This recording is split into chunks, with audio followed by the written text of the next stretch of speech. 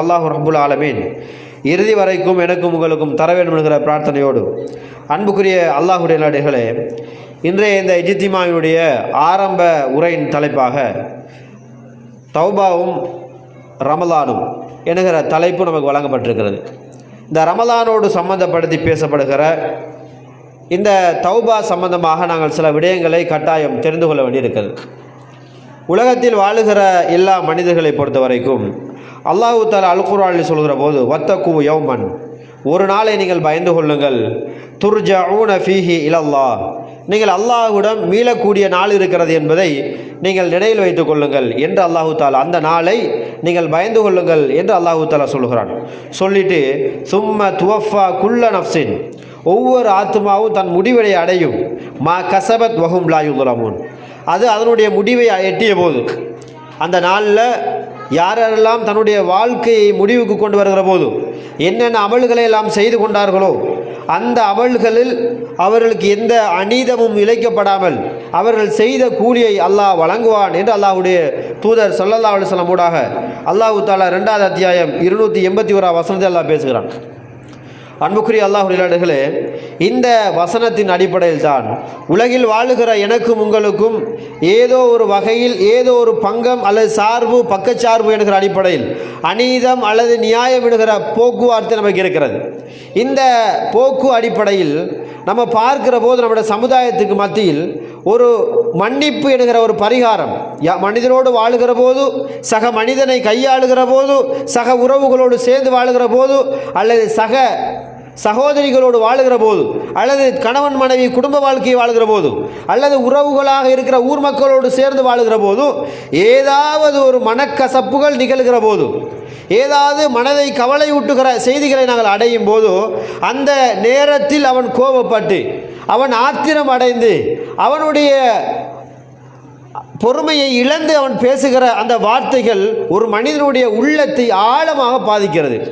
ஒரு மனிதனுடைய உள்ளத்தை ஆழமாக பாதித்து விட்டால் ஏசிய மனிதனும் அல்லது அதற்கு சார்ந்த அந்த மனிதனும் அல்லாஹ்வுடைய என்ன கேட்கிறான் கேட்டால், அவனுடைய உள்ளத்தில் அவன் தொழுகையோடு இணைக்கப்பட்டிருந்தால், இபாதத்தோடு அவன் இணைக்கப்பட்டிருந்தால், அந்த அடியானுடைய உள்ளம் அவனுக்கு ஒரு விஷயத்தை தெளிவுபடுத்தும். நான் இதை பேசியிருக்க கூடாதே, இந்த வார்த்தை இவருக்கு நான் இப்படி சொல்லிவிட்டேனே, இவரோடு நான் இப்படி நடந்திருக்க கூடாது என்கிற மன உறுத்தலை ஒரு மனிதனுக்கு இயல்பாகவே அவனுடைய உணர்வு கொண்டு தருகிற இந்த உணர்வை அல்லாஹு தஆலா எப்படி சக மனிதனோடு அல்லாஹ் பார்க்கிறானோ அதே போல அல்லாஹு தஆலாவும் என்னையும் உங்களையும் இந்த உலகத்தில் படைத்து பறந்து விரிந்த இந்த உலகத்தில் இருக்கிறதெல்லாம் உங்களுக்கு தான் என்று அல்லாஹ் சொல்லியும் ஒரு சில விடயங்களை அல்லாஹ் நமக்கு தவிர்த்து கொள்ளுமாறு சொல்லியிருக்கிறான். ஒரு சில விடயங்களை அல்லாஹு தஆலா அதன் பக்கம் நெருங்கக்கூடாதுன்னு அல்லாஹ் பேசுகிறான். ஒரு சில விடயங்களை உங்களுக்கு அது சாதுவானதாக இருந்தாலும் அதை நீங்கள் எடுத்துக்கொள்ளக்கூடாது என்று அல்லாஹு தஆலா நபிகளாரோடாக சொல்லித் தருகிறான். இன்னும் உதாரணமாக பார்க்க போனால், நபிகளார் இஸ்லாத்தை போதிக்கிற போது அவர்கள் மட்டுமே இந்த மார்க்கத்தை செய்திருந்தால் நானும் நீங்களும் இன்று இயலாமையில் விழுந்திருப்போம். ஆனால் அல்லாஹு தஆலா அப்படி இல்லாமல் சஹாபாக்கள், அவரோடு வாழ்ந்த அல்லாஹ்வோடு தொடர்பில்லாத நேரடி வகையில்லாத என்னையும் உங்களைப் போல வாழ்ந்த அந்த நபித்தோழர்களை, சாதாரண மனிதர்களை அல்லாஹு தஆலா நல்லவர்களாக, சாந்தமுள்ளவர்களாக, அல்லாஹ்வின் பக்கம் நெருக்கமுள்ளவர்களாக, வணக்கத்தை நேர்மையாக செய்கிறவர்களாக அல்லாஹ் உருவாக்கி எடுத்த வரலாறுகளை நாங்கள் பார்க்கிறோம். அது எல்லாவற்றையும் பார்க்கிற போது அது எல்லாம் ஏதோ ஒரு வகையில் எங்கே கொண்டு சேர்க்கிறது உணர்வு நமக்கு வருகிறது. உலகில் வாழ்ந்த எல்லா நபித்தோடைய வாழ்க்கையை பார்க்கும் போதும், எல்லா நபிமாருடைய வாழ்வை பார்க்கிற போது எங்கோ ஒரு வகையில் ஒரு பிழை செய்கிற போது அந்த பிழைக்காக அல்லாஹ்விடம் மன்றாடுகிற தருணங்களை நாங்கள் பார்க்கிறோம். நம்மளுடைய தந்தை ஆதம் அலைஹிஸ்ஸலாம் அவர்கள் உட்பட ஆதம் அலைஹிஸ்ஸலாம் அவர்களும் அல்லாஹ்விடம் தௌபா செய்த வரலாறுகளை நாங்கள் பார்க்கிறோம். அப்போ அல்லாஹு தஆலா கொடுத்த அந்த ரிஸ்கை, நிஅமத்தை சரியாக பயன்படுத்தாமல் புறக்கணித்த காரணத்தினால், அல்லது அல்லாஹ் தடுத்த ஒன்றை செய்த காரணத்தினால் அந்த மனிதனுக்கு தௌபா என்பது தேவைப்படுகிறது. அப்போ தௌபா எப்போது தேவைப்படுகிறது என்றால், அவன் எப்போது தன்னை படைத்த ரப்புல் ஆலமீனுக்கு, தனக்கு வாக்களித்த அல்லது தனக்கு உயிர் தந்த, தனக்கு உடைமை தந்த, அனைத்தையும் தந்த அல்லாஹ் ரப்புல் ஆலமீனுக்கு எப்போது அவன் மாறு செய்கிறானோ, அவன் போதித்த மார்க்கத்தை புறக்கணிப்பு செய்கிறானோ அந்த நேரத்தில் அவனுக்கு தௌபா என்பது தேவைப்படுகிறது. அப்போ இந்த தௌபா தேவைப்படும் போது அதுக்கு ஏற்றாற்போல அவன் தன்னை மாற்றிக்கொள்ள வேண்டிய தேவை இருக்கிறது. அப்போ அந்த மாற்றத்தை பற்றி நம்ம எப்படி புரிஞ்சுருக்கிறோம்? நம்மளோட வாழ்க்கையில் தௌபா என்கிற ஒரு பகுதி இருக்கிறது. தௌபா என்றால் என்ன? நம்ம எப்படி புரிஞ்சு வச்சுருக்கிறோம்? தௌபாண்டா என்னன்னு கேட்டான்னு சொல்லுவோம், அது பாவ மன்னிப்பு கேட்குறது. தௌபா என்றால் அல்லாஹ்கிட்ட செஞ்ச பாவத்துக்கு பரிகாரம் தேடுதல். அதான் அப்படி அர்த்தம் கிடையாது. குர்ஆனோ ஹதீஸோ எங்கேயும் அப்படி பேசலை.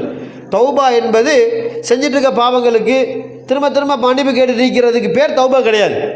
அப்போ முதலாவது தௌபா என்பது என்னன்னு கேட்டால், அல்லாஹ்வுடைய தூதர் ஸல்லல்லாஹு அலைஹி வஸல்லம் நமக்கு எப்படி விளங்கப்படுத்துகிறாங்க கேட்டால், தௌபா என்கிற இந்த பகுதியை பொறுத்த வரைக்கும் அது ஒரு வேறொரு கான்செப்ட், அது ஒரு வேறொரு பாடம். இஸ்திக்ஃபார் என்பது வேறொரு பாடம். இஸ்திக்ஃபார் என்பது நம்ம வளமையாக செய்கிறது.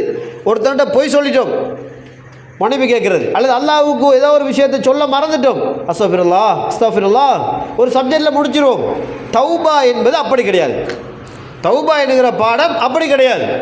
அந்த தௌபா என்பது என்னன்னு கேட்டால், அல்லாஹ் ரப்புல் ஆலமீன்கிட்ட நாங்கள் வளமையாக ஜஹாலத்தில், அதாவது மடமையில் தெரியாத ஒரு காலப்பகுதிகளில் அல்லது அறியாமல் ஒரு தவறை செய்து கொண்டு இருக்கிறோம். அதாவது சிறுக்கு வைக்கிறது, தாயத்து தாடு கட்டுறது, அல்லாஹ் சொல்லாததை மார்க்கமாக செய்கிறது, அல்லது ஏதாவது அல்லாஹ் சொன்ன கடமைகளை, தொழுகைகள், இபாதத்துகளை விடுறது, தொழாமல் பொடும்போக்காக போகிறது, அல்லது அல்லாஹ் பெரும்பாவங்களாக சொல்லுகிற சூனியம், விபச்சாரம் போன்ற பாவங்களில் ஈடுபடுறது. இப்படியான பெரும்பாவங்களில் ஒரு மனிதன் ஈடுபடுகிற இந்த மனிதனை பொறுத்த வரைக்கும் அந்த மனிதன் அந்த பாவத்தில் அப்படியே ஈடுபட்டுட்டு ஒரு நாள் அவனுக்கு அது விளங்குது, இது நான் செய்வது பிழைதான், இது நான் இவ்வளவு காலமாக எனக்கு தெரியாமல் அறியாமல் அல்லாஹ் ரப்புல் ஆலமீன் நான் புறக்கணித்து விட்டேனே என்கிற உணர்வு அவனுக்கு ஏற்படுகிறது. இந்த உணர்வு ஏற்படும் போது அவன் அந்த உணர்வுக்கு பிரதிபலனாக அல்லாஹ்வுடைய தூதர் சொல்கிறார்கள், அந்த உணர்வு வரும்போது அந்த மனிதன் தன்னை தவறை உணர்ந்து அல்லாஹ்விடம் மன்றாடி, அல்லாஹ்விடம் யா அல்லாஹ், என்னுடைய ரப்பே ரஹ்மானே யா அல்லாஹ், நான் இவ்வளவு காலம் இந்த தவறை செய்துவிட்டேனே யா அல்லாஹ் என்று அவன் மனம் வருந்தி ஒரு தவறிலிருந்து மீண்டு வருவது. தாப என்றால் மீண்டு வருதுன்னு அர்த்தம். அப்போ ஒரு விஷயத்திலிருந்து ஒரு மீண்டு வாருது, ஷிர்க்கில் இருந்து அதிலிருந்து தௌபா செஞ்சு மீண்டு வாருது. அதுக்கு பின்னாடி அவனுக்கு தௌபா கிடையாது, அதுக்கு பிறகு இஸ்திக்பார் தான் அவனுக்கு இருக்கிறது. அப்போ ஒரு மனிதன் இணை வச்சிட்டான் என்றால் திரும்ப அவர் தௌபா செய்து வர வேண்டும். அப்போ அல்லாஹ் தஆலா அந்த அளவுக்கு தௌபா என்பதை ஒரு பெரிய ஒரு பாடமாக அல்லாஹ் வகுத்து வைத்திருக்கிறான். அந்த பகுதியை நாங்கள் சாதாரணமாக நினைத்து கொண்டு இருக்கிறோம். அப்போ அதை அல்லாஹ் தஆலா சொல்கிற போது, யா அய்யுஹல்லதீன ஆமனு, ஈமான் கொண்ட விசுவாசிகளை, தூபு இலல்லாஹி தௌபத்தன் நசுஹா, நீங்கள் அல்லாஹ் ரப்புல் ஆலமீனிடம் அழகிய முறையில், நல்ல முறையில் அல்லாஹ்விடம் மீண்டு வாருங்கள் என்று அல்லாஹ் அழைப்பு கொடுக்கிறான். அல்லாஹ் யாருக்கு சொல்லுகிறான்? யா அய்யுஹல்லதீன ஆமனு, ஈமான் கொண்டவர்களே. அப்போ யாரெல்லாம் ஈமான் கொண்டவர்களாக வருவார்கள்? நானும் நீங்களும் மட்டும்தான் வரப்போகிறோம். யாரெல்லாம் லா இலாஹா இல்லல்லாஹ் முஹம்மது ரசூலுல்லாஹ்ங்கிற அந்த ஷஹாதா கலிமாவை மொழிந்திருக்கிறார்களோ அவர்கள் அத்துணை பேரும் மூமின்களாக வருவார்கள். அப்போ இந்த மூமின்களுக்கு அல்லாஹ் சொல்லுகிற பாடம் என்னன்னு கேட்டால், மூமின்களே என்று அல்லாஹ் குறிப்பிட்டு சொல்கிறான், நீங்கள் அழகிய முறையில் மீண்டு வந்துருங்க, உங்களுடைய தவறுகளை நீங்கள் சீர்படுத்திக் கொள்ளுங்கள் என்று அல்லாஹ் ரப்புல் ஆலமீன் நமக்கு தெளிவுபடுத்துகிற செய்தியை 66வது அத்தியாயம் 8வது வசனத்தில் நாங்கள் பார்க்கலாம். அன்புக்குரிய அல்லாஹ்வுடைய நல்லடிகளே, அப்போ நம்முடைய வாழ்க்கையில் தௌபா என்கிற இந்த படிப்பினை என்பது ஒரு மனிதனுடைய பெரும்பாவங்களை சுட்டிக்காட்டி அவன் அந்த பாவத்திலிருந்து மீளுகிற அந்த மீழ்ச்சிக்கு பின்னால் ஒருபோதும் மீண்டும் அந்த பாவத்தை செய்யக்கூடாது, அந்த தவறை மீண்டும் விடக்கூடாது என்பதை உணர்த்துகிற ஒரு பாடமாக தௌபா இருக்கிறது என்பதை நாங்கள் மறந்துவிடக்கூடாது. அதே போல் இஸ்திக்பார் என்றால் என்ன? தௌபா இஸ்திக்பார் நம்ம ரெண்டே ஒரே மாதிரி தான் பார்க்குறோம், கிட்டத்தட்ட ரெண்டும் சமமாக தான் இருக்கும். இஸ்திக்பாரை பொறுத்த வரைக்கும் அது பெரும்பாவங்களோடு சம்மந்தப்பட்டது கிடையாது. சாதாரண சின்ன சின்ன தவறுகள், சின்ன சின்ன விஷயங்களை நம்ம விடுகிற இந்த குறைபாடுகள், இதுகளை நிவர்த்தி பண்ணுறதுக்காக நாளாந்தம் என்ன செய்கிறது? ஒவ்வொரு நாளும் அல்லாஹ்கிட்ட, யா அல்லாஹ் என்னை மன்னிச்சிரியா அல்லாஹ், யா அல்லாஹ் எனக்கு கருணை காட்டிரியா அல்லாஹ், என்னுடைய குறைகளை வெளிப்படுத்துறாத யா அல்லாஹ், இப்படின்னு நம்ம வளமையாக சில விஷயங்களை செஞ்சுக்கிட்டு இருப்போம்ல. செஞ்சுட்டு இருக்கிற இந்த தருணங்களை தான் இஸ்திக்பார்களாக நம்ம பார்க்குறோம். அப்போ இஸ்திக்பார்கள் பாட விஷயத்தில் இந்த விடயத்தை நாங்கள் ஆழமாக நாளாந்தம் ஒவ்வொரு மனிதனும் அதை செய்ய வேண்டிய தேவை கட்டாயம் இருக்கிறதுங்கிற உணர்வை நாங்கள் பார்க்கிறோம். அன்புக்குரிய அல்லாஹ்வுடைய நாடுகளே, இந்த தௌபாவுடைய விஷயத்தில் 3 விதமான பாடங்களை நம்ம பார்க்கலாம். தௌபா, இஸ்திக்பார். தௌபா, இஸ்திக்பார். தௌபாவில் ஒரு பகுதி இஸ்திக்பார், தௌபாவில் ஒரு பகுதியாக இஸ்திக்பாரை பார்க்கலாம். ரெண்டும் ஒரே மாதிரி பார்க்க முடியாது. அப்போ இமாம்கள் மத்தியில் 3 விதமான கருத்துக்கள் இருக்கிறது. தௌபா, இஸ்திக்பார், வெவ்வேறு விதமான கருத்துக்கள். அப்போ அந்த கருத்துக்கள் ஒவ்வொன்றும் என்று கேட்டால் நாங்கள் தௌபாவையும் இஸ்திக்பாரையும் சமமாக பார்க்கிற போது நாளாந்தம் அல்லாஹ் தடுத்தவைகளை செய்கிறவர்கள் தௌபாவோடு சம்பந்தப்பட்டும் யாரெல்லாம் சிறு சிறு தவறுகளை அல்லாஹ் மன்னிக்கிற நாளாந்தம் மனிதனால் இழைக்கப்படுகிற தவறுகள் செய்கிறவர்களை இஸ்திக்பாரோடு சம்பந்தப்படுத்தி பேசுவதை நாங்கள் பார்க்கலாம். அப்போ அந்த அளவுக்கு தான் இஸ்திக்பார் என்பதையும் தௌபா என்பதையும் பிரித்தவர் விளக்கிற செய்தியை நாங்கள் பார்க்கலாம். அல்லாஹ் தஆலா இன்னொரு செய்தியை சொல்லுகிற போது இல்லா மன் தாப வ ஆமன வ அமில ஸாலிஹா, அல்லாஹ் தஆலா கேட்குறான், அல்லாஹ் தஆலா நமக்கு சொல்லி காட்டுகிறான், யார் என்னிடம் மீண்டு வந்தார்களோ இல்லா மன் தாப, யார் முன்னே பாவத்திலிருந்து முன்னே குறைகளிலிருந்து முன்னே செயல்பாடுகளிலிருந்து திரும்பி வந்திருக்கிறார்களோ வந்துட்டு வ ஆமன அவர்கள் ஈமான் கொள்கிறாங்க. அப்போ தௌபா அல்லாஹ் எங்கே விளங்கப்படுத்துகிறாங்க கேட்டால் அல்லாஹ்வுடைய பாட விஷயத்தில் அல்லாஹ் விளங்கப்படுத்துகிற பாடம் என்னன்னு கேட்டால் முன்னைய பாவத்திலிருந்து அவர் மீண்டு வருகிறார். வ ஆமன அவர் ஈமான் கொள்கிறார். இப்போ தௌபா அல்லாஹ் எங்கே இணைக்கிறான்னு கேட்டால் இஸ்லாத்தோடு அல்லாஹ் இணைக்கிறான். இஸ்லாத்தோடு அல்லாஹ் இணைக்கிறான். இணைச்ச விளையாட பேசுகிறான், அவங்க தௌபா செஞ்சு மீண்டு வராங்க. தௌபா செஞ்சு மீண்டு வர்றாங்கன்னு கேட்டால் அதுக்கு பின்னாடி அவங்க மீது என்ன சுமத்தாடப்பட்டா வ ஆமன அவங்க அல்லாஹ்வை ஈமான் கொள்ள வேண்டும். அப்போ தௌபா ஒரு சிறுக்கு ஒரு பாவம் செய்கிறாண்டால் அந்த பாவத்திலிருந்து மீண்டு விட்டால் அல்லாஹ்வுக்கு கட்டுப்பட வேண்டும். அப்போ அல்லாஹ்வுக்கு கட்டுப்படுகிறார் என்றால் அதற்கு அப்புறமாக அவர் என்ன சொல்ல கேட்டால் வ அமிலு ஸாலிஹா அவர்கள் நல்ல அமல்களை செய்ய வேண்டும். அப்போ அல்லாஹ்வுக்கு கட்டுப்படுகிற ஒரு அடியானுடைய வாழ்க்கையில் அவன் நல்லதை செய்கிறவனாக மாற வேண்டும் என்பதை இஸ்லாம் நமக்கு வலியுறுத்தி காட்டுகிறது. அப்போ எப்போதுமே தௌபாவுடைய பாடத்தில் ரமலானும் தௌபாவும் என்கிற பாடத்தில் இணைக்கிற மிக முக்கியமானது மனித வாழ்க்கையில் அன்றாடம் அவனுக்கு தௌபா என்ன செய்யப்படுகிறது, எப்போதுமே தௌபா விரிந்த திறந்த ஒன்றாக இருக்கிறது என்பதை நாங்கள் புரிந்து கொள்ள முடியும். அதே போல் அல்லாஹ் ரப்புல் ஆலமீன் சொல்லி காட்டுகிற செய்திகளில் தௌபாவோடு எப்படி நபித்தோழர்கள் இணைக்கப்பட்டார்கள் என்பதையும் அல்லாஹ் தஆலா சஹாபாக்களோடாக நமக்கு விளங்கப்படுத்துகிறான். சில நபித்தோடைய வரலாறுகள் நமக்கு தெரியும். உங்கள் எல்லாருக்கும் தெரியுமா, அல்லாஹ்வுடைய தூதர் ஸல்லல்லாஹு அலைஹி வஸல்லமோட காலத்தில் ஒரு பெண்மணி ஒரு விபச்சாரம் செஞ்சிருந்தா. ஒரு பெண்மணி விபச்சாரம் செஞ்சிருந்தா. விபச்சாரம் செஞ்ச பெண்மணி யாருக்கும் தெரியாது.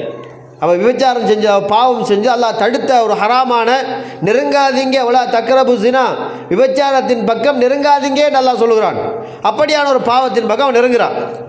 இப்படியே அல்லாஹ் தடுத்த ஒன்று, அல்லாஹ் தடுத்த ஒன்றை நெருங்கின அந்த பெண்மணியை பற்றி யாருக்கும் தெரியாது. அவள் விபச்சாரம் செஞ்சது தெரியாது, அவள் என்ன நடந்துன்னு தெரியாது, அவளை முறையிட்டவர்கள் யாரும் கிடையாது. இந்த பெண்மணி இப்படி செஞ்சுட்டா. இன்றைக்கி நம்ம ஊர் உலகத்தில் பார்க்குறோம், ஏதாவது ஒன்று நடந்துட்டுன்னா உள் ரூமுக்குள்ளே நடக்கிறது பகிரங்கமாக தெரிஞ்சிடும். ஊரில் ஒரு ஜனாசா பக்கத்து வீட்டுக்காரனுக்கு வெளிநாட்டிலேருந்து கோல் வரும்.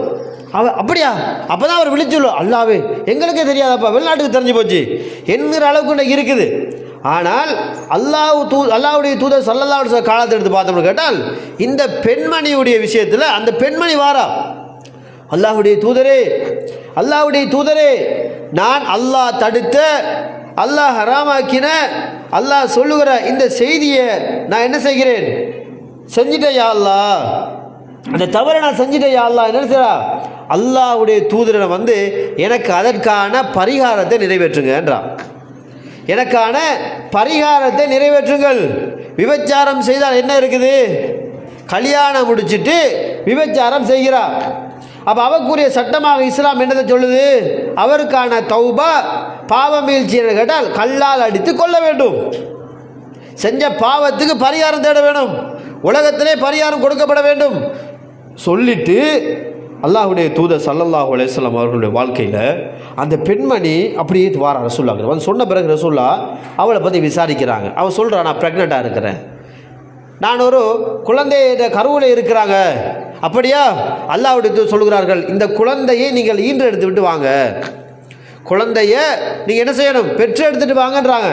குழந்தையை சுமந்த அந்த தாய் குழந்தையை கருவில் சுமக்கிற பெற்றெடுக்கிற வரைக்கும் இந்த தவறை செய்துவிட்டேன், அதற்குள் மரணம் வந்து விடுமோ, எனக்கான பரிகாரம் இல்லாமல் போய்விடுமோ என்கிற ஆழமான உணர்வோடு வாழ்ந்து கொண்டிருந்தாள் அந்த பெண்மணி. அப்படி அல்லாஹ்வுடைய தூதர் வந்து, அல்லாஹ்வுடைய தூதரே இதோ பாருங்கள் அல்லாஹ்வுடைய தூதரே, குழந்தையை நான் பெற்றெடுத்து விட்டேன், குழந்தை வேறு, இப்போ நான் வேறு, எனக்கான தண்டனை நீங்கள் நிறைவேற்றுங்கள் என்று என்ன செய்கிறாரு அந்த நபித்தோழி அல்லாஹ்வுடைய தூதரிடம் வந்து மன்றாடுவதை நாங்கள் பார்க்கிறோம்.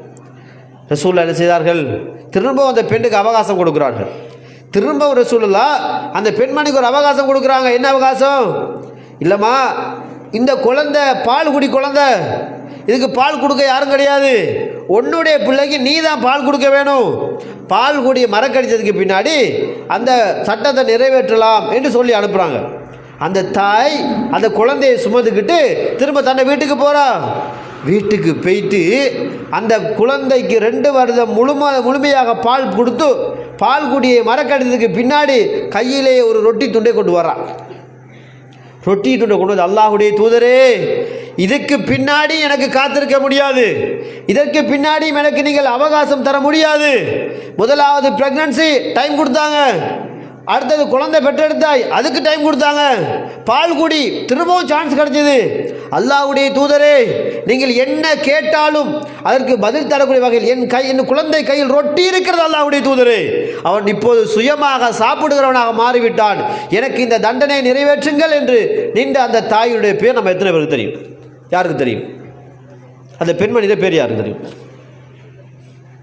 யாரா சொல்லுவாங்க? ஒரு விபச்சார குற்றச்சாட்டில் சிக்குண்டு அது பாவம் தௌபா செஞ்சு மீண்ட அந்த தாய், அவளுக்கு பிறகு ஹத்து நிறைவேற்றப்படுகிறது. அவளை ஒரு இடத்துல வச்சு கல்லால் அடிக்கிறார்கள், சட்டம் நிறைவேற்றப்படுகிறது. உமர் அலிக்கு அந்த ரத்தம் தெரிக்கிறது. உமர் அலியில் அவர்கள் ஒரு விபச்சாரியின் ரத்தமே என்று நம்ம அப்படி தானே பார்க்குறோம். இவனெல்லாம் நம்மளை பட்டுட்டானே, ஒதுங்கி போவோமா இல்லையா? இந்த ஒதுங்கி போகிற இந்த விஷயத்தில் உமர் அலியும் நம்மளை போல ஒரு ஆள் தான்.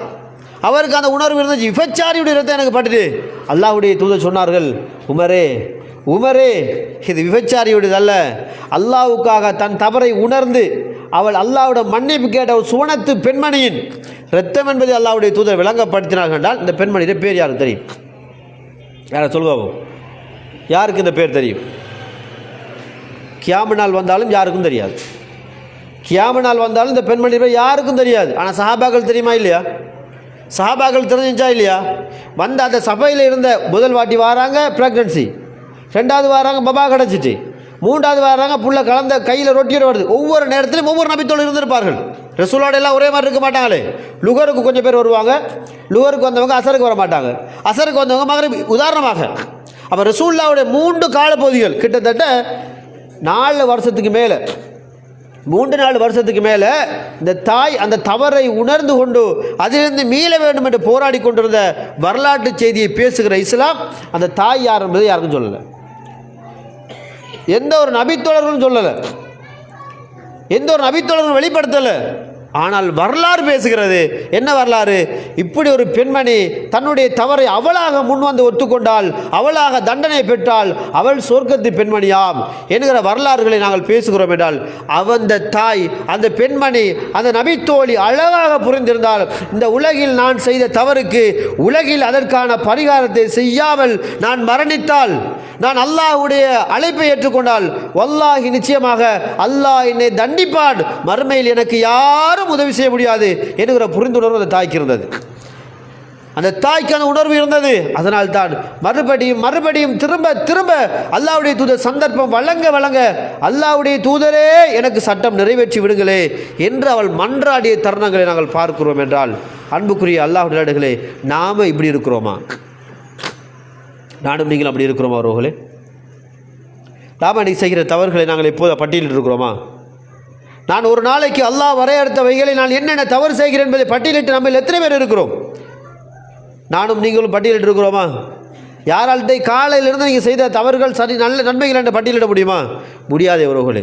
40 வருடம் 50 வருடம் 70 80 வருடம் என்று வாழ்ந்து கொண்டு போகிறோம், வாழுகிறோம். அல்ஹம்துலில்லாஹ், வாழுகிறோம், நிம்மதியாக வாழுகிறோம், நல்ல வீடு கட்டுகிறோம், நல்ல வாகனம் வாங்குகிறோம், குழந்தைகளை பெற்றெடுக்கிறோம், உறவுகளை சம்பாதிக்கிறோம், அல்ஹம்துலில்லாஹ்.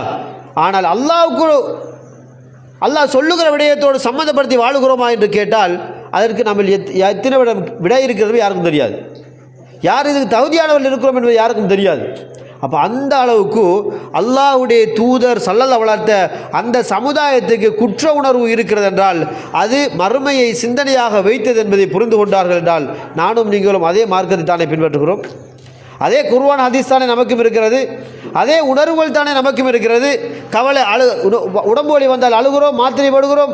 கவலை என்றால் அழுகிறோம், கோபம் வந்தால் கத்துகிறோம், ஆக்ரோஷப்படுகிறோம். எல்லா உணர்வுகளும் இருக்கிறது. அவர்களுக்கு என்னென்ன உணர்வுகள் இருந்ததோ எல்லா உணர்வுகளும் நமக்கும் இருக்கிறது என்றால் உறவுகளே, ஏன் அந்த அல்லாஹ்வுடனான என்னை சுவர்க்கத்துக்கு அழைத்து செல்லுகிற இந்த தௌபா என்கிற இந்த பக்குவம், இந்த தருணம் ஏன் நமக்கு இல்லாமல் போனது என்பதை சிந்தித்திருக்கிறோமா?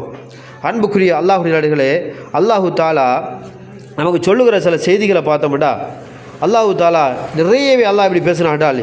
யா ஐயுஹன்னாஸ், யா ஐயுஹன்னாஸ் என்று அல்லாஹ் அதிகமாக குர்ஆனில் பேசுகிறான். மக்களே மக்களே மக்களே என்று அல்லாஹ் கூப்பிடுகிறான். சில தண்டனைகள் சம்பந்தமாக அல்லது மறுமை சம்பந்தமாக அல்லாஹ் பேசுகிற வசனத்தை விட யா ஐயுஹல்லதீன ஆமனு, யா ஐயுஹல்லதீன ஆமனு, என்னை நம்பினவங்களே, எனக்கு கட்டுப்பட்டவர்களே என்று தான் அல்லாஹ் பேசுவானே தவிர மக்களே அல்லாஹ் பேசுறது கிடையாது. அவன் மக்களே அல்லாஹ் கூப்பிடலை. மக்களே என்ற பொதுவாக எல்லாரும் இஸ்லாத்துக்கு வாங்க, இஸ்லாத்தை நடைமுறைப்படுத்துங்கள் என்று அல்லாஹ் பேசுவான். அதே போல் அல்லாஹ் தண்டனையோ அல்லது வணக்க வழிபாடுகளை பேசுகிற போது என்னுடைய அடியார்களே, என்னை ஈமான் கொண்டவர்களே என்று அல்லாஹு தாலா விழித்து பேசுகிறான் என்றால் என்னுடைய தொழிலாளிகளை நான் என்ன வேண்டாலும் தொழிலுக்கு பயன்படுத்தலாம் என்று அர்த்தம். நமக்கு கீழால் வேலை செய்கிற ஒருவரை எப்படி வேணாலும் வேலைக்கு அனுப்பலாம். காலையில் வேலைக்கு வந்தார் என்றால் மாலை நேரம் முடிகிற வரைக்கும் அவருக்கு என்ன செய்யலாம்? நாங்கள் கொடுக்குற வேலைகளை அவர் தாராளமாக செய்ய வேண்டும். அது என்ன வேலைனாலும் அவர் செய்வார். அன்புக்குரியவர்களே, அப்போ அல்லாஹு ரப்புல் ஆலமீன் நமக்கு பறந்து விரிந்த இந்த பூமியை தந்து, பறந்து விரிந்த வானத்தை தந்து, அதில் தேவைப்படுகிற மலைகளை அல்லாஹ் பொழிய செய்து அல்லாஹ் நமக்கு சொன்ன ஒரே ஒரு செய்தி, உலகில் நீ வாழு, நீ தவறு செய்வாய் என்பது அர்த்தம். தவறுகள் செய்வீர்கள் அல்லாஹ் பேசுகிறான். இன்னொரு வசனத்தை எடுத்து பார்த்தால் அல்லாஹு தாலா நாம் தவறே செய்யலண்டா அல்லாஹ் நம்மளை முழுமையாக அழிச்சிடுவான். நம்மளை அல்லாஹ் முழுமையாக அழிச்சிட்டு தவறு செய்கிற ஒரு கூட்டத்தை அல்லாஹ் உருவாக்கி அவர்கள் தவறு செய்ய வச்சு அவர்களை அல்லாஹ் மன்னித்து அவர்கள் மீது அருள் புரிவான செய்தியை நம்ம பார்க்குறோம்.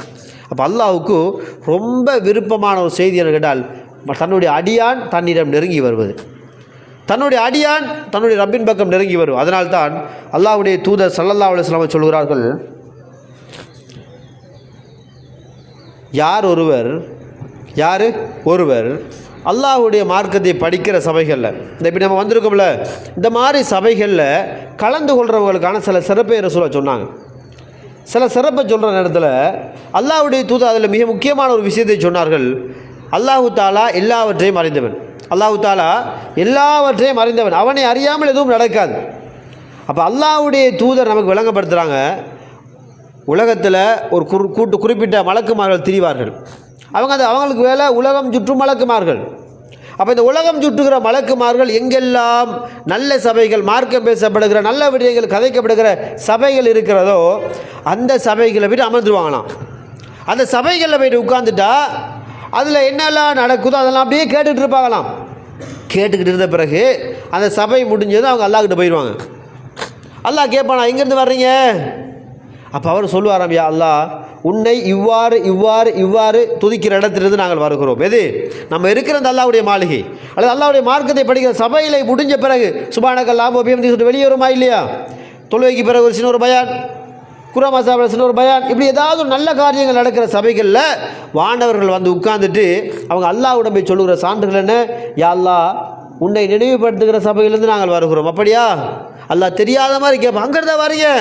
ஆமாம் யா அல்லாஹ், அங்கிருந்தா வார, உன்னுடைய அடியார்கள் யா அல்லாஹ், உன்னை நெருங்கினார்கள் யா அல்லாஹ், உன்னிடம் தான் நெருங்கினார்கள் யா அல்லாஹ், உன்னிடம் வேண்டினார்கள் யா அல்லாஹ், உன்னை மட்டும்தான் வணங்கினார்கள் யா அல்லாஹ் என்று அந்த வானவர்களூடாக அல்லாஹ் தன்னுடைய சான்றை எடுக்கிற வரலாறுகளை நாங்கள் பார்க்கிறோம். இதெல்லாம் ஏன் சொல்லி ரசூல்லா அல்லாஹு தாலா அவங்க அப்படி என்னத்தை கேட்டாங்க என்கிட்ட அல்லாஹ் கேட்குறானா? நீங்கள் அவங்க வணங்கினாங்க, அது செஞ்சாங்க சொல்கிறீங்களே, என்னுடைய அடியார்கள் என்கிட்ட என்னப்பா கேட்டாங்க? அல்லாஹ் தெரியாத மாதிரி கேட்பானாம். அவர்கள் அதை சொல்லுகிற ஒரு செய்திதான், யா அல்லாஹ், அவர்கள் உன்னிடம் சொர்க்கத்தை கேட்டார்கள். யா அல்லாஹ், அவருடைய சொர்க்கத்தை கேட்டார்கள். அல்லாஹ் கேட்பானாம், அவங்க சொர்க்கத்தை பார்த்துருக்குறாங்களா? சுவர்க்கத்தை பார்த்துருக்குறாங்களா என்றால் லாயா அல்லா அல்லாஹ் அவர்கள் பார்த்ததில்லை. அவங்க சொர்க்கத்தை பார்த்ததே இல்லை. வழக்கமாக சொல்வார்களாம், யா அல்லாஹ் மனிதர்கள் சொர்க்கத்தை பார்த்தது கிடையாது. அப்போ கேட்பானா, சொர்க்கத்தை பார்த்திருந்தால்? பார்க்காத, தெரியாத, அது பற்றி எந்த அறிவுமே இல்லாத, ஏதோ அல்லாஹ் சொல்லுகிற விடயத்தை வைத்து மட்டும் சொர்க்கமா, இன்பமா, ஆறா, பச்சை பசைலண்டா, நினைச்சது கிடைக்குமா, மௌத்தே இல்லையா, பசியே வராதா, தின்ன தின்ன வயிறு நிறையாதா, எவ்வளவு நாள் தின்னுட்டு இருக்கலாமா, மலசலம் இல்லையா, என்ன ஒரு சந்தோஷமான வாழ்க்கை. இதுக்கு தானே மனிதன் ஓடு உழைக்கிறான். இதற்காகத்தான் காலையில் எழும்பியது முதல் தூக்க கண்ணில் கூட அவன் தொழில் தொழில் தொழில், இந்த வாழ்க்கைக்காக, 3 நேரம் சோத்துக்காக. 3 நேரம் குடிக்கணும், நான் தின்று குடிக்கணும், என்னுடைய மனைவி மக்கள், என்னுடைய குடும்பம், என்னுடைய உறவுகள், நம்ம எல்லாரும் காலையில் எழும்பினதிலிருந்து போராடுறது முழுக்க என்னுடைய குடும்பத்துக்காக, அந்த 3 நேரம் சோத்துக்காக வேண்டித்தான். அப்போ அல்லாஹு தாலா சொர்க்கத்தை பற்றி ஆசை விட்டு முகமாக அல்லாஹ் இப்படி கேட்குறான், சொர்க்கத்தை பற்றி தெரியுமா, தெரிஞ்சிருக்குதா, இல்லையா அல்லாஹ், அவர்களுக்கு தெரியாது. அப்போ அல்லாஹ் கேட்குற வார்த்தையை பாருங்கள். அப்போ சொர்க்கத்தை தெரியாமல் கேட்கிறார்கள், சொர்க்கத்தை நான் காட்டியிருந்தால், சொர்க்கம் அவள் தெரிந்திருந்தால் எந்த அளவுக்கு கேட்பார்கள். சொல்லிட்டு அல்லாஹ் திரும்ப கேட்பானா, வேற என்ன, யா அல்லாஹ் பாதுகாப்பு தெரியினார்கள், யா அல்லாஹ் பாதுகாப்பா, என்ன பாதுகாப்பு, இல்லை யா அல்லாஹ் உனக்கிட்ட இருந்து நரகத்திலிருந்து அவன் பாதுகாப்பு தெரியினா, யா அல்லாஹ் அப்படியா, நரகத்திலிருந்து என்னுடைய அடியார்கள் என்னை புகழப்படுகிற என்னை பற்றி சொல்லப்படுகிற சபைகள் இருந்து கேட்டார்களா, ஆமா யா அல்லாஹ் அந்த சபைகளை தான் சொன்னார்கள், அப்படியா, அவர்கள் முன்னாடி நரகத்தை பார்த்துருக்கிறார்களா, நரகத்தை எப்படி இருக்குன்னு தெரியுமா. அல்லாஹ் கேட்கும்போது வானவர்கள் சொல்வார்கள், இல்லையா அல்லாஹ் அவங்க நரகத்தையும் பார்த்து சொர்க்கத்தையும் பார்க்கல, நரகத்தையும் பார்க்கல என்று அல்லாஹ் தாலா கிட்ட வானவர்கள் பதில் சொல்வார்களாம். வானவர்கள் பதில் சொல்ல பின்னாடி அல்லாஹ் திரும்ப கேட்பான், அவங்க நரகத்தை பார்க்காமலே நரகத்திலிருந்து பாதுகாப்பு தாயா அல்லான்னு கேட்குறாங்களாக இருந்தால், அவங்க அந்த நரகத்தை பார்த்திருந்தால் எந்த அளவுக்கு அவர்கள் பாவ மன்னிப்பு கேட்டிருப்பார்கள் என்று அல்லாஹ் தாலா என்ன செய்கிறான், மலக்குமார்கள் சொல்வானோ. அதே போல் யா அல்லாஹ் அவன் வேண்டினார்கள், யா அல்லாஹ் வேண்டினார்களா, அப்படியா, என்ன, அல்லாஹ் தெரியாத மாதிரி கேட்பான். பதில் சொல், யா அல்லாஹ் உன்னிடம் அவர்கள் பாவ மன்னிப்பை வேண்டினார், பாவ மன்னிப்பா என்னிடம்தான் வேண்டினார்களா, ஆமாம் யா அல்லாஹ், அல்லாஹ் உன்னை தவிர வேறு யாரும் மன்னிப்பதற்கு யாரும் இல்லை என்ற உணர்வோடு அவர்கள் இருந்தார்கள். நம்மளோட உணர்வால் வெளிப்படுத்துவார்கள். சொன்னால் நம்ம வணங்குவோம், யா அல்லாஹ், யா அல்லாஹ் உன்னை தவிர எங்களுக்கு மன்னிப்பு தருவன் யாரும் இல்லை, யா அல்லாஹ் ஏதாவது கஷ்டம் வந்துட்டான்னு சொல்லுவோம், யா அல்லாஹ் எனக்கு மட்டும்தான் இந்த கஷ்டம் வரணுமா, எனக்கு மட்டும்தான் நிலை வரணுமா, என் பிள்ளைக்கு மட்டும்தான் வர வேணுமா, என் மனைவிக்கு மட்டும்தான் வர வேண்டுமா, என் கணவனுக்கு மட்டும்தான் வர வேண்டுமா, என் குடும்பத்துக்கு தான் வர வேண்டுமா, கேட்குறோமா இல்லையா. அந்த இக்கட்டான சூழ்நிலைகளில் அல்லாஹ் தருகிற சோதனைகளின் போது நாங்கள் பயன்படுத்துகிற வார்த்தைகளை மலக்குமார்கள் நல்ல சபைகளில் பயன்படுத்துகிற வார்த்தைகளை அதே போல் சொல்கிறார்கள், யா அல்லாஹ் அவர்கள் உன்னிடம் பாவம் மீட்பு கேட்டார்கள், அப்படியா, அப்போ அல்லாஹு தஆலா சொல்வான், அவர்கள் எதை வேண்டினார்களோ அதை கொடுத்து விடுகிறேன்.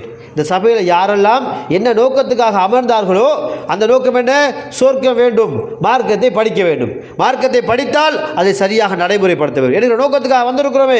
இப்போ அல்லாஹ் நம்முடைய சபை முடிந்தவுடனே அல்லாஹ் நபி மலக்குமார்கள் சொல்லும் செய்தி, அவர்கள் என்ன நோக்கத்துக்காக வந்தார்களோ அதை நான் கொடுத்து விட்டேன், கொடுத்தாச்சு.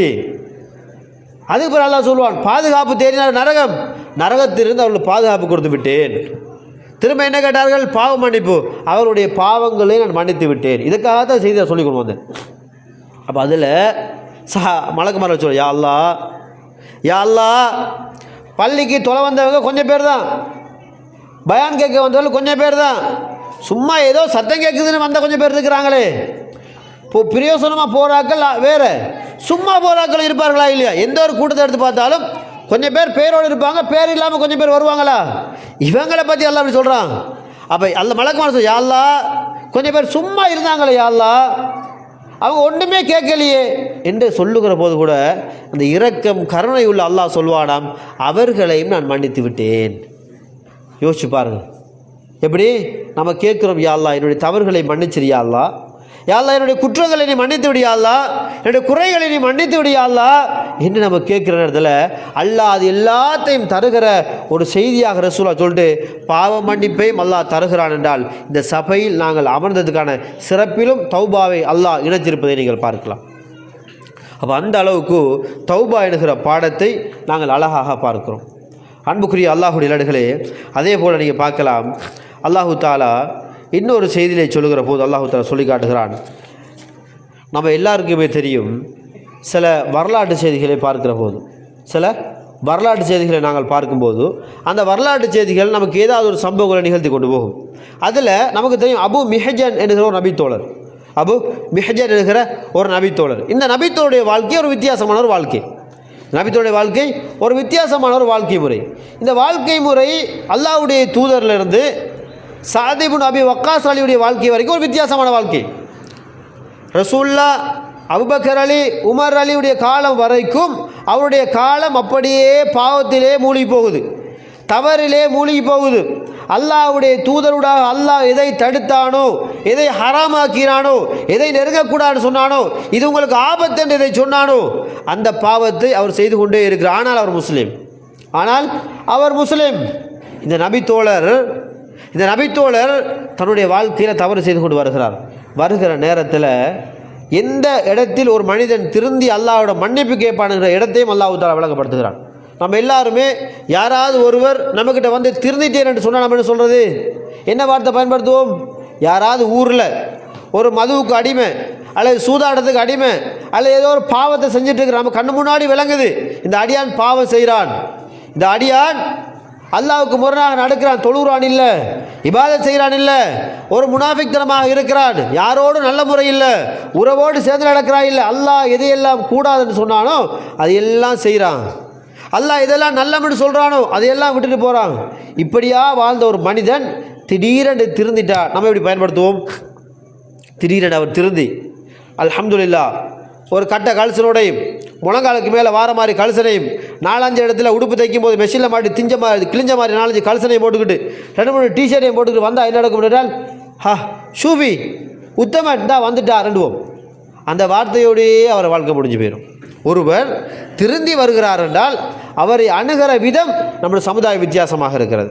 அப்போ அல்லாஹ் தஆலா எப்படி திருத்தி எடுக்கிறான்? ஒருவர் தன்னிடம் வந்துட்டா, அப்படி வந்துட்டாரா என்று அல்லாஹ் அவனை பாராட்டி மலக்குமார்களிடம் அவனை நினைவு கூர்ந்து அவர்களுக்கு கண்ணியத்தை அல்லாஹ் கொடுத்து அந்த அடியானை அல்லாஹ் மீட்டெடுக்கிறான் என்றால், அன்புக்குரிய அல்லாஹ் அடியார்களே, நம்மளோடு இருக்கிறவர்கள் ஏதாவது தவறிலிருந்து மீண்டு வந்து விட்டால் அல்லது தௌபாவோடு சம்பந்தப்படுத்தி மீண்டு விட்டால் நாங்கள் எப்படி நடந்து கொள்கிறோம்?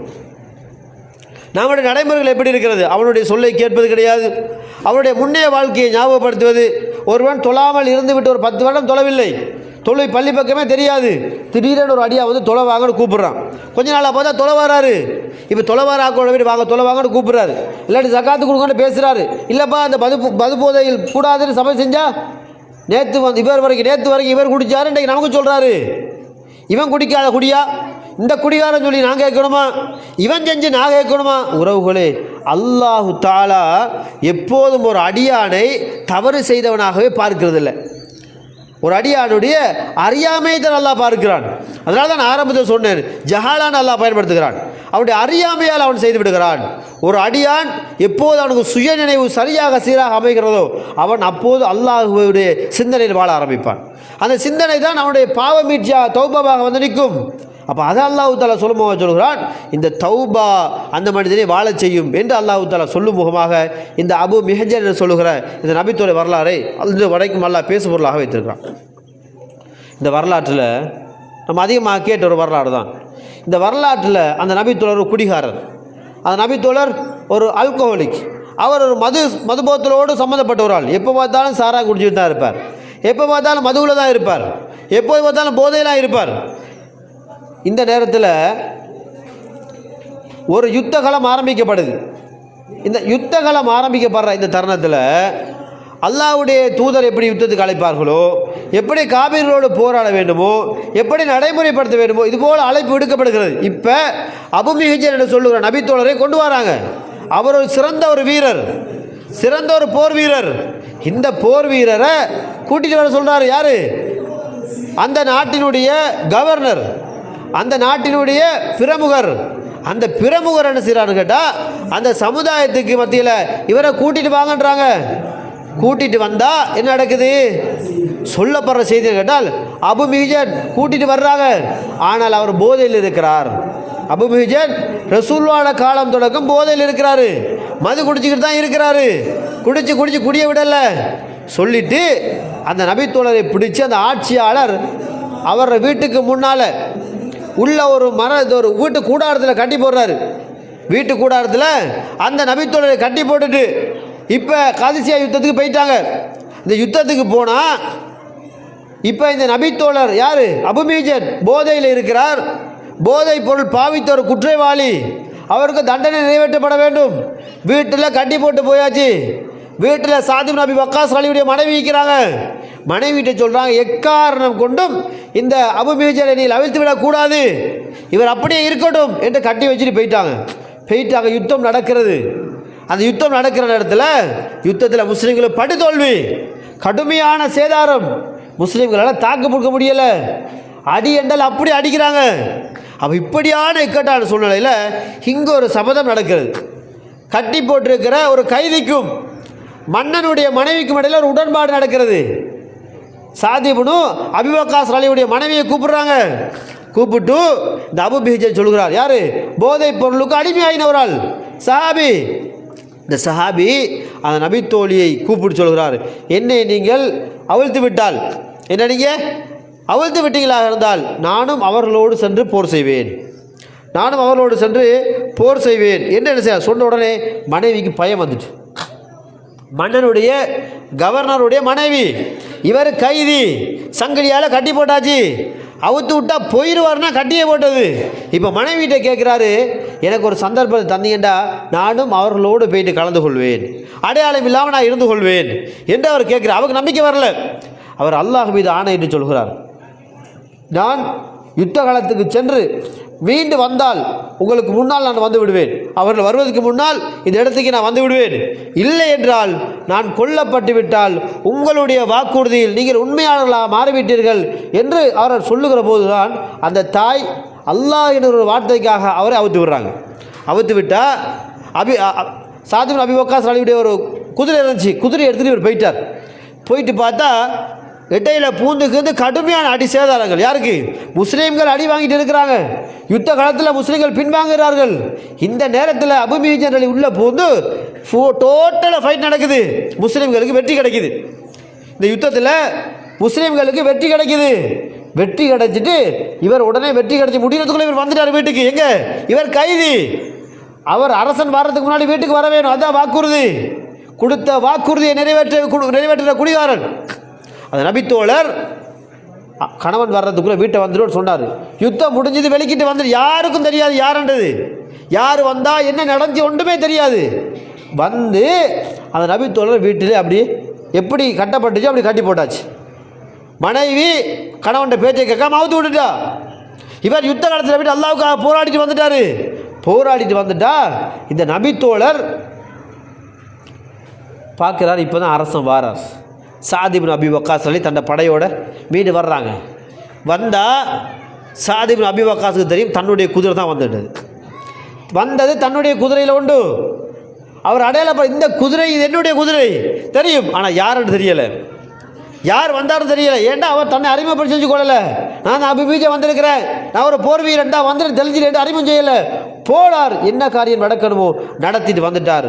அப்போ தான் அவர் கேட்கப்படுது, இப்படி ஒரு ஆள் இவர் வந்தால், இந்த அபுமீஜன் வந்தால் அந்த சபையில் அந்த போர்க்களம் எப்படி சின்ன பின்னமாக ஆக்கப்படுமோ அதுபோல ஒருவர் வந்தார். யார் என்பது எங்களுக்கு தெரியாது. அவர் வந்து எங்களுக்கு எப்படி தோல்வி இருந்ததோ அதே போல் அவர்களுக்கும் தோல்வி அளிக்கப்பட்டுச்சு. ஆரம்பத்தில் எங்களுக்கு தோல்வி, எங்களால் தாக்கு பிடிக்க முடியலை. ஒருவர் வந்து அவரோடு இருந்து போராடிய போராட்டத்தில் அவர்கள் எக்கு திசை இல்லாமல் ஓடினாங்க என்று சொல்லுகிற போதுதான் வந்தது வேறு யாரும் இல்லை, இந்த அபுமீஜன் சொல்கிறாங்க. வந்த யார்? அபுமீஜன். இந்த கட்டி போட்ட யாரை குடிகாரன் என்று, யார் உதவாக்கர் என்று, யாரை ஊரில் உதவாத ஒதுக்குறோமோ இவன்ட பேச்செல்லாம் கேட்கக்கூடாது என்று நம்ம கொஞ்சம் பேர் ஒதுக்குவோமா இல்லையா? அப்படியான ஒரு அபுமீஜன்கிற நபித்தோழர் தன்னுடைய தௌபாவை எப்போது அங்கே எடுக்கிறார், அல்லாஹ்வோடு எப்போது உடன்படிக்கை செய்கிறார். தௌபா என்பது ஒரு மனிதனுடைய உணர்வோடு சம்பந்தப்பட்டது என்பதை இந்த வரலாறு மிக முக்கியமாக சொல்கிறது. திறந்து திறந்து படி படி ஓத மாட்டான். அவனுக்கு எப்போ ஓதணுமோ அவன் அப்போ தான் ஓதுவான். அது அவனுக்காக தோண வேணும், அது அவனுக்காக உருவாக வேணும். அவனுடைய உள்ளம் அதுக்கு இடம் கொடுக்க வேண்டும். நான் சொல்கிறேன் என்பதற்காக அவன் செய்தால் அது பலவந்தம், அது அவனுக்கு உணர்வு ரீதியாக கொடுக்காது. அது அவனுக்கு எந்த பிரயோஜனத்தையும் அளிக்காது. பாப்பாவுக்கு பயந்து, உம்மாக்கு பயந்து, உறவுகளுக்கு பயந்து, பள்ளி மௌலவிக்கு பயந்து, ஆசிரியர்களுக்கு பயந்து, பெரியம்மாவுக்கு பயந்து, சாச்சப்பாக்கு பயந்து பயந்து பயந்து செய்வான் தவிர அவன் செய்கிற அந்த வேளையில், செய்கிற அந்த இபாதத்துகளில் அல்லாஹ்வை பற்றிய சிந்தனை அணுவளவு கூட அவனிடம் இருக்காது. அதனால்தான் இந்த வரலாறை ஞாபகப்படுத்துகிறேன். இந்த நபித்தோழர் அல்லாஹ்வுடைய தூதருடைய காலத்திலும் மதுபானம் கொடுத்து தண்டனை பெற்றவர். ஏனைய கலீஃபாக்களுடைய காலத்திலும் மதுபானம் கொடுத்து அடிபட்டவர். அடிபட்டாலும் அவருக்கு திருந்துறதுக்கான வாய்ப்பை, தௌபா செய்கிற சந்தர்ப்பத்தை அல்லாஹ் எப்போது கொடுத்தான்? நினைச்ச உடனே எல்லாம் நம்ம தௌபா யாரும் கொடுத்துட முடியாது. நினைச்ச உடனே ஒரு மனிதன் திருந்திட முடியாது. அல்லாஹ் தஆலா நம்மை போல ஒரு மனிதரை கொண்டு வந்து அதை வரலாற்று ரீதியாக அல்லாஹ் கொண்டு வர, அப்படி அந்த மனிதனுடைய பாவ மீழ்ச்சி வேறொரு நல்ல காரியத்தினூடாக நடந்தது.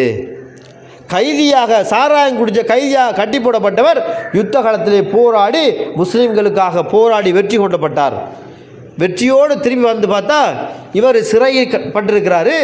சிறைப்பட்டிருக்கிற அவரை அந்த ஜனாதிபதி கவர்னர் அவுத்து விடுகிறார். அண்டையோட அவர் கைதியாக இருந்து விடுதலை செய்யப்படுகிறார். அப்போ கைதியாக இருந்து விடுதலை செய்யப்பட்டார் வைங்க, நம்ம என்ன செய்வோம்? அல்ஹம்துலில்லாஹ் மாஷா அப்பாடா ஓடிடுவோம். இப்படி தான் நம்ம ஏதாவது கேஸில் மாட்டிட்டோம்டா, தப்பி தவறி அரசாங்கம் லைசனையோ பாஸ்போர்ட்டையோ தந்தா மறு நொடி மறு கணம் வெளியே, விசாவை அடிச்சாச்சு, நாட்டில் இல்லை. பக்கத்தில் இவருக்கு துணையாக ஒரு 2 பேர் எடுப்பார், சாட்சி எடுப்பாங்க. இவருக்கு வகைகீமா நாங்கள் தான் சைன் பண்ணி எடுக்கிற மச்சான், தங்கச்சிட புருஷன், நானாட புருஷன், சாட்சிட மகன், பெரியப்பாட மகன் என்று எவனா ஒரு கேஸில் மாற்றுறது குடும்பத்தில். அவனுக்கு இவங்க சரி புன போகிறது, போயிட்டு சைனை பண்ணிட்டு வந்தா இவங்களுக்கு சொல்லாமல் இல்லாமல் அவன் ஃபிளைட் ஏறி போயிடுவான். கடைசி இவங்க சிறைவாசம் தான் அனுபவிக்கிறது. போலீஸ்காரன் வாரதும் போகிறதும் விசாரிக்கிறதும், ஏண்டா இப்படி செஞ்சோம் என்ற அளவுக்கு நடக்கும். ஆனால் அந்த நபித்தோழரை எல்லாரும் ஒதுக்கியும் கூட, எல்லாரும் உதாசீனம் செய்தும் கூட, குடிகாரன் செய்தும் கூட அவர் எதிலும் சஞ்சலப்படலை. அவருக்கு அல்லாஹ் ஒரு சந்தர்ப்பத்தை கொடுத்தான். அல்லாஹுடைய போர்க்களம், அதில் அவர் மரணித்திருந்தால் அவர் ஷஹீது. அதிலிருந்து அல்லாஹ் அவரை கொண்டு வந்து இங்கே வைத்து அவரை அப்படி அவிழ்த்து விடுகிறார்கள். அவர் அந்த அவிழ்த்து விட்ட உடனே சொன்ன வார்த்தை என்ன தெரியுமா?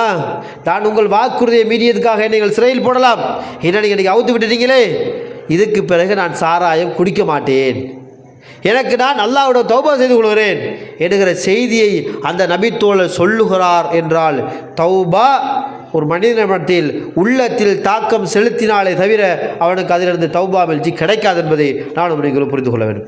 ஆக அன்புக்குரிய அல்லாஹ்வுடையவர்களே, இதுபோல் நிறைய சம்பவங்கள் எடுத்துக்கொள்ளலாம். சாதாரண ஒரு இஸ்திக்பாரோடு சம்மந்தப்பட்டது, தௌபாவோடு இல்லாமல் இஸ்திக்பாரோடு சம்மந்தப்பட்ட விடைகள் எடுத்து பாருங்கள். நம்ம எல்லாருக்கும் பேர் சேர்ந்த ஒரு நபித்தோழர் யார்? அதிகமாக பேசப்படுற ஒரு நபித்தோழர் ஒருவர், இந்த ஹந்தலா என்கிற ஒரு நபித்தோழர் இருக்கிறார். இந்த ஹந்தலா என்கிற நபித்தோழர் கேட்டால் அவர வாழ்க்கையில் நம்ம எப்படி ஒரு மார்க்க சபையில் இருக்கும்போது ஒரு மாதிரி, வெளியே போனால் ஒரு மாதிரி உள்ளே மாறுதோ, அதுபோல் அவருக்கு ஒரு மாற்றத்தை உள்ளே கொண்டு வந்துச்சு. அவர் அல்லாஹ்வுடைய தூதர் ஸல்லல்லாஹு அலைஹி வஸல்லம் அவர்கள் மார்க்கத்தை போதிக்கும் போது அவரை உள்ள ஈமானில் நிறைதான். இன்ஷா அல்லாஹ் இந்த பயானுக்கு பிறகு நான் செய்யக்கூடாது, ஒவ்வொரு நாளும் தௌபா செய்யணும் யோசிக்கிறார். இன்ஷா அல்லாஹ் இதுக்கு பிறகு 5 நேரம் தொலை வேணும், இன்ஷா அல்லாஹ் இதுக்கு நல்ல முறையில் நான் குடும்பத்தோடு நடக்க வேண்டும். பயான்கள்லாம் கேட்டு முடிஞ்சு இஜ்மா முடிவில் ஒரு முடிவு எடுக்கிறார் வைங்க. வெளியே போகிறார். வெளியே போயிட்டு வீட்டுக்கு போனால் இவர் ஏதோ ஒன்று மனைவிட்ட கேட்குறார், நானும் இவங்களோட ஆனால் பயானில் இருந்தேன், கொஞ்சம் பொறுங்களா இருங்களேன் என்று மனைவி சொல்லிட்டா, இந்த இடத்துல இஜ்மா பயான் கேட்ட ஆள் எப்படி நடந்து கொள்ள வேணும்? அவ்வளோ நேரம் மனுஷன் கஷ்டப்பட்டு வந்திருக்கா, அவர் தேர்தல் வைத்து தரலான்னு ஏசினால் நடக்கும். அப்பா உங்களோட தானே நானும் பயானுக்கு வந்தேன், உங்களோட தானே நானும் கீழே இருந்தேன், எனக்கும் அழிப்பு சலிப்பு இருக்குல்ல, எனக்கும் அது டயர்ட் ஒன்று இருக்குது தானே, நானும் ஏதாவது ரெடி ஆகணுமே, வந்த உடுப்பை கலட்டணுமே, கால் முகத்தை கழுவணுமே, இருக்குமா இல்லையா? இப்படி வந்த மனுஷனோட பாஞ்சு விழுந்து நடந்தால் என்ன விவகாரம் நடக்கும்? பயானுடைய எந்த பிரயோஜனமும் இல்லைக்காது. அப்பா திருந்துங்கப்பா, ரமலான் மாதத்தில் தௌபா செய்யுங்க. அதுக்காக ரமலான் மாதம் தான் தௌபான்றது இல்லை, தௌபா எல்லா நாளிலும் இருக்குது. எல்லா நாளும், எல்லா நொடியும், எல்லா நேரங்களிலும், எல்லா காலங்களிலும் மரணத்தை அடைகிற வரைக்கும் ஒரு மனிதனுக்கு தௌபாவின் அவகாசம் வழங்கப்பட்டு கொண்டே இருக்கிறது. அவன் அதை சரியாக முறையாக செயல்படுத்தாத பட்சத்தில் தான் அவன் அல்லாஹ்விடம் தௌபா கேட்காத ஒரு குற்றவாளியாக பார்க்கப்பட்டு அவனுடைய உயிரை பிரிகிற அந்த தருணத்தில் அவனை அல்லாஹ் உனக்காக இதோ பார், உனக்கான சொர்க்கம், நீ சரியாக உலகில் வாழ தவறினதால் உனக்கான நரகத்தில் இதோ இங்கு நீ செல்லென்ற அந்த அடிப்படையை புரிந்து கொண்ட அந்த நிலையை அல்லாஹ் தாலா மரண நேரத்தில் விளங்கப்படுத்துகிறான். என்றால் ஒரு மனிதனுக்கு சொர்க்கம் கிடைக்க வேண்டும் என்றால் அவன் கட்டாயம் தௌபாவோடு தான் இருக்க வேண்டிய உணர்வு நமக்குள் வர வேண்டும். தௌபா இல்லாமல் எனக்கும் உங்களுக்கும் சொர்க்கம் கிடைக்காது. எவ்வளோ தியாகம் செய்தால், தொழுங்க, நோன்பு பிடிங்க, ஜக்காத்து கொடுங்க, ஹஜ்ஜு செய்ய, ஏன் கோடி கணக்கில் நீங்கள் இறைத்தாலும் அல்லாஹ்விடம் நீங்கள் செய்த தவறை உணர்ந்து மீண்டும் அந்த தவறின் பக்கம் போகாமல் நல்ல முறையில் வாழவில்லை என்றால் அந்த தவறு, அந்த கொடுத்த பணம், அந்த பொருளாதாரம், அந்த சொத்து பத்துக்கள் உங்களுக்கு எந்த ஒரு பிரயோஜனமும் தராது என்பதை நானும் நீங்கள் புரிந்து கொள்ள வேண்டும். அன்புக்குரிய அல்லாஹ்வுடைய ஈமானிய உறவுகளே, தாய்மார்களே, சகோதரர்களை புரிந்து கொள்ளுங்கள். தௌபா என்கிற இந்த பாடம் ரமலானோடு சம்பந்தப்படுத்துறதுக்கான காரணம், நம்ம எல்லாருமே ஒரு புரிதல், ரமலானில் தொழ வேணும், ரமலானில் நோன்பு பிடிக்க வேணும், ரமலானுக்கு பிறகு இன்ஷா அல்லாஹ் இந்த ரமலானில் நான் நல்ல முறையில் வாழ வேண்டும், ரமலானில் குர்ஆன்களை ஓத வேண்டும். இப்போவே பிள்ளைகளுக்கு குர்ஆன் இல்லாட்டி குர்ஆன் எடுத்து கொடுத்த பெற்றோர்கள் எத்தனை பேர் இருக்கிறார்கள்? இப்போவே ரமலானுக்காக வீடுகளை கழுவி சுத்தம் செய்த தாய்மார்களும் சகோதரிகளும் எத்தனை பேர் இருக்கிறோம்? ரமலான் வருகிறது என்றால் வீடு துப்புரவு, காணி துப்புரவு, ரோட்டு துப்புரவு, முழு துப்புரவு, லைட்டெல்லாம் புதுசாக போடுபடுது, வேலை செய்யாத ஃப்ளக்கெல்லாம் வேலை செய்யுது. ஆனால் எந்த உள்ளம் வேலை செய்ய வேண்டுமோ அந்த உள்ளம் வேலை செய்தில்லை. ஊடெல்லாம் நல்லா பளிச்சேன்னு இருக்குது, ஊடெல்லாம் கழுவப்படுது, முத்தமெல்லாம் சுத்தம் செய்யப்படுது, பெயிண்ட் அடிபடுது, கலர்லாம் அடிபடுது, எல்லாம் மாஷா அல்லாஹ் உலகத்தில் நம்மளை சுற்றி இருக்கிற எல்லாமே நடக்கிறது. ஆரோக்கியமான கையை தந்த, ஆரோக்கியமான காலை தந்த, ஆரோக்கியமான உணர்வை தந்த, ஆரோக்கியமான காதை தந்த, ஆரோக்கியமான கண்ணை தந்த, ஆரோக்கியமான சிந்தனை திறனை, ஆரோக்கியமான பேச்சு திறனை, ஆரோக்கியமான உடலை தந்த அல்லாஹுக்கு நன்றி செலுத்த மட்டும் அந்த உள்ளத்தை தூய்மைப்படுத்தி இதற்கு பிறகு இன்ஷா அல்லாஹ் நான் நிரந்தரமாக அல்லாஹ்வுக்குரியவனாக மாற வேண்டும் என்ற சிந்தனை இல்லாமல் வாழ்கிறோம் என்றால், அன்புக்குரியவர்களே, நானும் நீங்களும் மரணித்து விட்டால், நானும் நீங்களும் அந்த நிலையை அடைந்து விட்டால் என்ன நடக்கும்? தௌபா இல்லாமல் மரணித்தவருக்கு அல்லாஹ் சொல்கிறான், அல்லாஹ் யார் தௌபா கேட்காமல் மரணிக்கிறார்களோ அவர்களுடைய பாவங்களை அல்லாஹ் மன்னிப்பது கிடையாது. யார் சிறுக்கி வச்சுட்டு அல்லாஹ்விடம் செய்த குற்றத்துக்கு பரிகாரம் ஈடுபடாமல் யாரெல்லாம் மரணித்து விடார்களோ இவர்களை அல்லாஹ் ஒருபோதும் மன்னிக்க மாட்டான் என்று அல்லாஹ்வுடைய தூதர் ஸல்லல்லாஹு அலைஹி சொன்ன செய்திகளை நாங்கள் திருமறை குர்ஆனிலே பார்க்கிறோம் என்றால், அன்புக்குரிய அல்லாஹ்வுடைய அடிகளே, அந்த அடிப்படையில் நமது வாழ்க்கையில் நாங்கள் சொல்லுகிற செய்திகளை நாங்கள் அழகாக புரிந்து கொள்ள வேண்டும். அப்போ நம்முடைய வாழ்க்கையில் தௌபா என்பதை அழகாக புரிந்து, தௌபா என்பது பெரும் பாவங்களோடு சம்பந்தப்பட்ட ஒரு விடயம். நாங்கள் தௌபா ஒரு விஷயத்துக்காக கேட்டுவிட்டோம் என்றால் மீண்டும் அந்த தவறை செய்துவிடக்கூடாது. தௌபா என்றால் ஒரு இடத்திலிருந்து மீண்டு வருவது. ஆழமான ஒரு கிணத்துல ஒருத்தன் விழுந்துட்டான், இப்போ அவனுக்கு தௌபா தேவை, இப்போ அவனுக்கு உதவி தேவை, இப்போ அவனுக்கு கயிறு தேவை. அந்த கிணத்துலேருந்து யாரோ ஒருவர் போய் கையை பிடித்து தான் மேலே வா என்று பிடிச்சி விட்டால் ஒரு மனிதன் திரும்ப அதுக்குள்ளே விழ மாட்டான். ஏண்டா அந்த ஏரியா பக்கம் யாரும் வரமாட்டார்கள், என்னுடைய வழிப்பக்கம் நான் போன போக்கில் யாரும் வரமாட்டார்கள். அந்த கிணத்தில் விழுந்தால் என்னை தவிர என்னை பாதுகாக்க எனக்கு யாரும் இல்லை என்கிற உணர்வோடு நாங்கள் பயணிக்க வேண்டியதான் தௌபா என்பது. அப்போ எனக்கான தௌபாவை வேறு யாரும் தர முடியாது. மௌத்தா போன நேரத்தில் வாப்பாட பாவத்தை மன்னிங்க, உம்மாட பாவத்தை மன்னிங்கன்னு கேட்குறதுல எந்த பிரயோஜனமே இல்லை. நம்ம கேட்குறோமே உறவுகளே, வாப்பாட பாவத்தை மன்னிச்சிருங்க, உம்மாட பாவத்தை மன்னிச்சிருங்க. ஏன் மன்னிக்க வேண்டும்? யாரோ செய்த பாவத்துக்கு யார் மன்னிக்க வேண்டும்?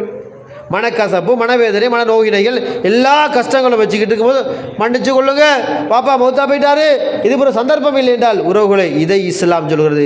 நீ உயிரோடு இருக்கும்போது அல்லாஹ் உனக்கு சிந்தனையை தந்திருக்கும் போது அல்லாஹ்விடம் நீ பாவம் மீட்சின் பக்கம் மீண்டுகொள். வாப்பா தொழவில்லை என்றால் வாப்பா தொழ வேண்டும், உம்மா தொழவில்லை என்றால் உம்மா தொழ வேண்டும். அப்படித்தான் ஒரு மனிதனுடைய வாழ்க்கை தௌபாவின் பக்கம் மீள வேண்டும் என்ற சிந்தனையை பார்க்கிறோம். அந்த அடிப்படையில் வாழ்ந்து தௌபாவை அதிகம் செய்கிற செய்திகளை நாங்கள் பார்க்கிறோம்.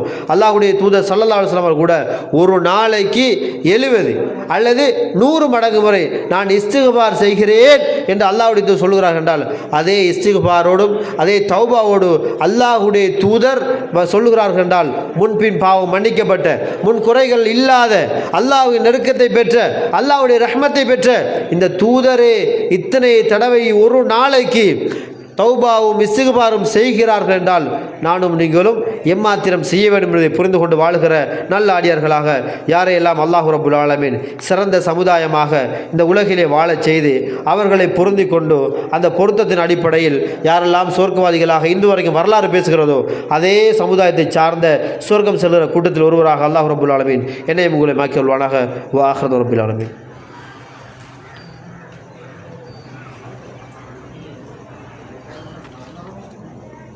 ரமலானும் தௌபாவும் என்ற அந்த தொனிப்பொருளில் எங்களுக்கு அழகிய உரையை ஆற்றிச் சென்ற ஷேக் முஃபாரிஸ் ரஷீதி அவர்களுக்கு மனமார்ந்த நன்றிகள். ரமலான் தௌபாவினது மாதம். மனிதன் தனது பாவத்திற்கான பிராயச்சித்தத்தை பெற்றுக்கொண்டு தன்னை ஒரு புது மனிதனாக உருவாக்கிக் கொண்டு வாழ பழகுகின்ற ஒரு மாதம். எனவே அந்த வகையில் தன்னுடைய உரையில்